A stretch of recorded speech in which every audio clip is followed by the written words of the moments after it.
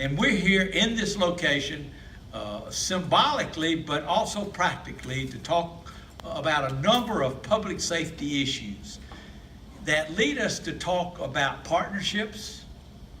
It leads us to talk about good police work, good community work, partnering with public safety to make our citizens better. We're going to talk law enforcement, because we've had a couple of things that significantly have occurred this week that have actually already been reported, but it was only the facts. You know what Joe Friday said, only the facts, ma'am. And there's always a story behind the facts. You saw in the paper and on the media earlier this week, I think it was, where law enforcement, local law enforcement, made two significant arrests.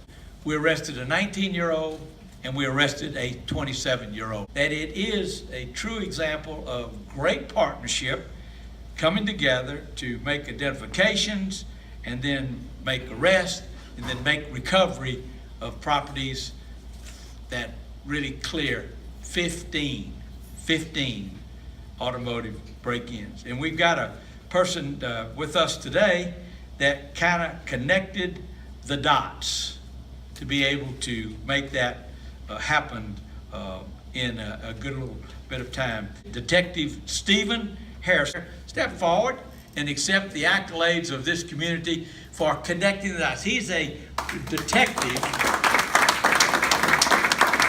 He's a detective in the patrol division. We've broken out our detectives into various sectors, Sector A, Sector B, and he works here, and he worked with law enforcement, the local law enforcement of which he is, to connect these dots, to make these arrests and recover this multiple. This is a classic example of local law enforcement working together, and I'm asking Derek Cunningham, our sheriff. So Derek, if you'll come and talk a bit about that, and then Shannon Youngblood. I'm looking for Shannon. Where's Shannon? Yeah, Shannon's in the back. He's Sector A command. He's going to talk a bit about these cases. Sheriff? Well, thanks, Mayor, and thank you all for inviting me over. But this is what we try to relate to our communities. This is some of the things that we talk about on a daily basis, especially coming up to National Night Out, which is coming up next week. We talk to communities about crime prevention. We talk to them about being that ear and being that eye for law enforcement. And here we are in law enforcement working with one another, being able to get a group of criminals off the street that didn't only terrorize inside the city, but outside the city and also into other counties. So this is important to us in law enforcement because it sends out a strong message to the communities, and it sends out a strong message to the criminals, letting them know that we talk with one another and we work with one another. And if you're planning to come into our communities and commit crimes, we're going to get you. So this is a prime example of that, and I'm glad to be here to be part of that. All right, thanks, Derek. If you'll stay here. Shannon, where are you? There you go.